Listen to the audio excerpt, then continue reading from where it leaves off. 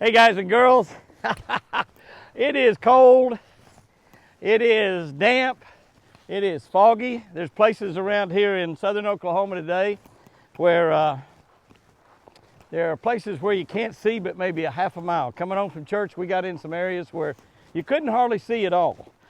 So wherever you may be, I hope it is prettier weather. But we've been having such beautiful Sundays here lately. I don't even mind one of these dreary Sundays like this. It is December, nearing the end of this decade, nearing the end of 2019. We've had a great week this week. Talk to you about it a little bit. The surprising thing as we've come home from church this afternoon is, you look around, there is no Lucy and no Milburn. Now that is highly unusual here at Twin Eagle. A lot of times they're laying on the deck, either the front or the back. We get home, usually run out to meet us, just like Beaver does as we come out and meet. But they're not here. That means that that buck that had been so patiently waiting for Lucy to get ready, maybe that time has come. I don't know. I don't know. And of course, he probably got to chasing her, so I don't know. You know, sometimes they say they leave in the rut and never come back. I sure hope that don't happen. I'll cry probably if that happens. But I suspect they'll be back after a while. She's probably just out running around with that buck having a great Sunday afternoon. So we'll see what happens on that. But it's been a great week. Oh, by the way, I've got hours of video over the last 5 or 6 days of Lucy and that buck. We've named him Joe. One of y'all suggested that he be named Job since he's so patient. And so we've named that big buck Job. Yesterday morning we had 5 bucks out here in the yard. Job controlled the show. The law of big really matters, girls. It really matters. Size matters. And that big buck has kept all those little bucks at bay. There's no doubt about it. And he's laid there. I walked out this morning. He ran about 30 yards away. I could have got my bow and bagged him if I wanted to, but that's not hunting. That's not hunting at all. Probably against the law, as a matter of fact. It'd be like using live bait because Lucy was just laying there on the porch watching. But it's been really, really interesting and fun to watch that rut goes on. It tells me, guys, exactly how difficult it is to kill a buck during the rut, and yet how easy it is to kill a buck during the rut. Because, let me tell you what happens. That Lucy laid down, and that buck will lay there. He laid there basically for 4 straight days and never got out of sight. So if you are in an area where a buck is, he could be a couple hundred yards away and just lay in one spot for 3, 4, 5 days. But they move around a lot during the rut also. You know, if he had got Lucy to be a little bit more receptive, he probably would have done the job there and gone on and found him another girl. You know, a buck sometimes during the rut will mate 3 or 4 times in a single day. Now, I also know some of you girls might be rubbing, you know, giving your guy the elbow there and say, hey, you ought to get a lesson from that old buck 3 or 4 times in one day. But listen, guys, if they ever put that nonsense on you, ask them if they mate with the same doe every time. Because actually, they don't. But this guy Job has been so patiently waiting. And let me tell you, he's a 3.5-year-old deer, I believe. Probably another couple of years, he's going to really be something special. He will really be something special. He's a 5x4. I wish he was a 5x5 instead of a 5x4. But it is what it is. Listen, we've had a great week. Be sure to stick around to the end of this Sunday afternoon chat, because I've got the winners to our 5 t-shirts from last Sunday, plus 2 pair of Jimmy Houston sunglasses. 2 pair of Jimmy Houston sunglasses. So we've got those winners coming up. Got them picked out. I'll be announcing those at the end of this video. We had a great week. Just kind of run through this week real quickly with you. The majority of the week, I spent a good portion of it. I spent over at the Ranger Boat Company in Flippin, Arkansas. The Ranger Advantage Tour. They've been doing this tour for 35 years. I actually bought my first Ranger boat in 1968, the fall of 1968. It was a 69 model. Now, Forrest Wood, the man that started Ranger Boat Company, he said that I bought my first Ranger boat in 1969. I believe it was in 1968. It was the same year I met Forrest at the BASS tournament on Eufaula, Alabama. And I believe I bought that boat later that year. That tournament was in the summer, and I believe I bought it later that year. It was a 69 model. Forrest says I bought my first Ranger boat in 1969. Nina, Forrest's wife, said she knows which one of us is correct. But she also said that she'll not tell us which one of us is correct.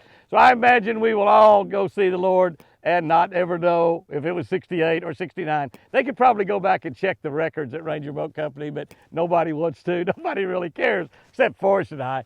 But I've got a brand new Ranger boat I took a look at while I was over at the plant this week. Stuck a picture or two up on Facebook. I'll be doing a complete walkthrough of that boat. It was waiting for the Shell Rotella gas truck oil wrap. We are putting a Shell Rotella wrap on that boat. We'll be having it around in a lot of shows at display. But I will be giving all of my buddies, guys and gals out here on YouTube and Facebook, a sneak preview of that boat before a lot of the other people see it. We'll do a complete walkthrough of that boat and show you what a $100,000 bass boat really looks like, because it is absolutely gorgeous. Got to look at it this week. Didn't have the wrap on it yet, but I got to look at it. So we were over there for a couple of days. We were doing a lot of commercial work this week up in the studio for one day, and then I got to spend a day or two here at the ranch. I had to clean the Beaver Dam out again this week. I've got a video that we'll be putting up pretty soon, cleaning that Beaver Dam out. It stayed unstopped about a week, and that's all. So we got a video cleaning that Beaver Dam out. It's amazing. You hear the term busy beaver? Well, that's exactly the reason. It doesn't take them long to dam up water. It doesn't take them long at all to dam up water. So anyway, that took a good part of about an hour to get down there. You have to get down there in the water where the water's flowing through and break that loose, all the grass, the mud, the sticks. They're absolute engineers. We got a video on that. I think it'll be kind of interesting to everybody in cleaning that Beaver Dam out where the water could run through. My water's coming up on the lake, and it hadn't rained any, and my water's still coming up. I know it's about the first Sunday afternoon chat I've done in a long time without Lucy. I keep looking around because I'm out here talking. I keep thinking that I hear them coming up, but the only thing that's come up is Beaver. We had another thing that we had to do this week. Daisy, our 11-and-a-half-year-old lab, we did have to take her to the vet, and Daisy's not with us anymore. She was absolutely the best Labrador I've ever had. Just an amazing, amazing dog. Beaver's one of her puppies. Beaver's 7.5 years old. Well, 7 years old right now. They were born in December. He's just 7 years old right now. Daisy was 11.5. So anyhow, Christmas is just around the corner. I know everybody's doing a lot of Christmas shopping, and I just want to kind of bring up one little thing here in talking about Christmas, and then I'll read these winners, because I'm going to go walking around in the woods a little bit this afternoon and see if I can find my baby girl. She's out there with a big bad boy, and Junior is with her, no doubt about it. See if I can find them a little bit, but just bring up a little something about Christmas. You know, everybody's heard the Christmas story, and you know the Christmas story where Joseph and Mary went to Bethlehem, and they couldn't find a room.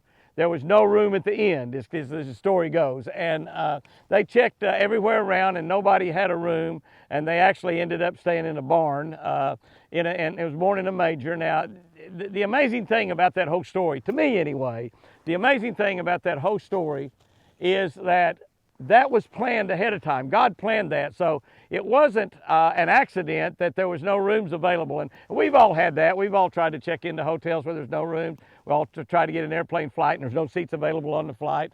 So we've all been there. This is something that's pretty common in today's world. But God planned that ahead of time. And so I thought, wow, if God prophesies that ahead of time, that the Messiah, the Savior of the world, Jesus Christ, was going to be born in a manger, going to be born in a barn, he must have had a reason for it. And I got to thinking about that reason, and the words kept coming to my mind. There was no room. There was no room at the inn. There was no room in any hotel. There was no room in anybody's house.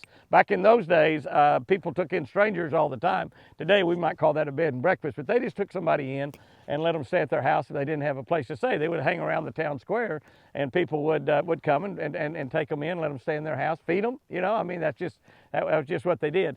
But God planned it ahead of time, and I think he did that.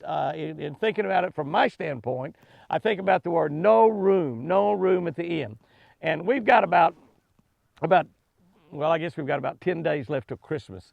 And this is like the busiest time of the year for so many folks. Everybody's hustling, bustling, trying to get all the planning made. People are going on trips, going to family. We're getting ready to go home to Cookson here in a few days and spend Christmas there with the kids and grandkids, and then we'll be coming back down here at the ranch. But everybody is so busy, all the shopping, all the preparations, all the running around, Christmas programs and plays and pageants at churches and schools everywhere. And so Everybody is always, they're just busy. They're just busy.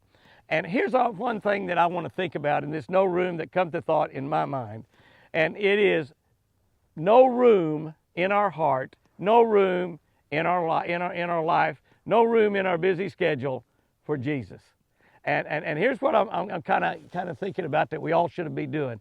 We got to make room in our heart for Jesus. We got to make room in our life for Jesus. It's so easy this time in the world, this time of the year, to get so busy that we can't even pray, that we can't even think about God, that we can't even involve God in our decisions. And so what I'm going to say is just this week, you might think about it when you get up. Okay, today I'm going to make it a conscious effort to make room in my life, to make room in my heart for Jesus.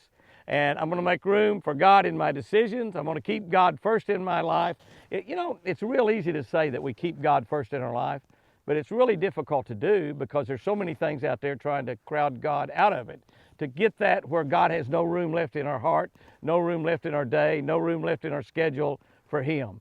And so make it a conscious effort this week to make room for Jesus. Jesus didn't have a room to be born in. God planned on Him being born in the manger, and I think that might have been the message that God was thinking about.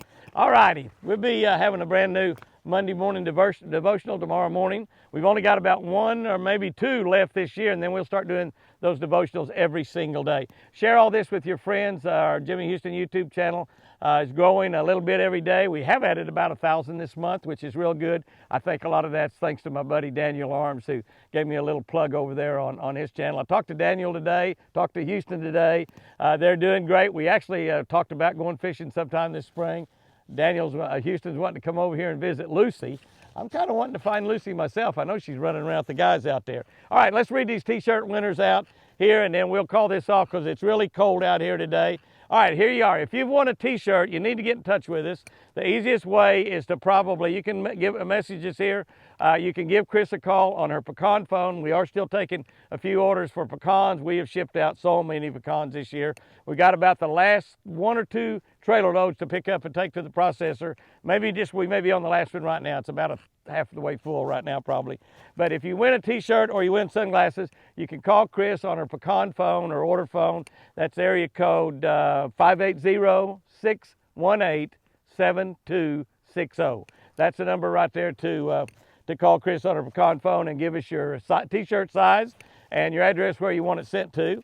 Okay, we got a winner, Dennis Parker. Dennis Parker's going to win a t-shirt. Jerry Fuqua, F-U-Q-U-A, Jerry Fuqua. Rita McNabb, Rita, you want a t-shirt. Tim Grant, and all I've got on this is Bonnie. Now, I know there's a lot of Bonnies out there. I know some of you run around with a guy named Clyde. Not a kangaroo named Clyde, but a guy named Clyde. This is not Bonnie and Clyde. This is Bonnie. So Bonnie, y'all let us know. All right, winning a couple pair of Jimmy Houston sunglasses, Jerry Cox and Bill Price, William Price. My buddy Bill. Bill, you finally won a t-shirt, a pair of sunglasses. I'm so happy for all of you. The t-shirts are extremely comfortable. I wear them all the time. I told them when we ordered t-shirts this last time, I said, get the most comfortable t-shirts you want. You can find us guys. We don't want fancy stuff. We want something that feels really, really good. Guys and girls, I hope you have a great week out there. We've got better weather coming to southern Oklahoma. I know Christmas is right around the corner. If I don't see you between now and then, everybody have a great Christmas and a fantastic, prosperous new year. God has great things in plan for everyone in 2020. We might talk about that next Sunday. But anyway, y'all go out there and have a great one. Guys and girls, I love you.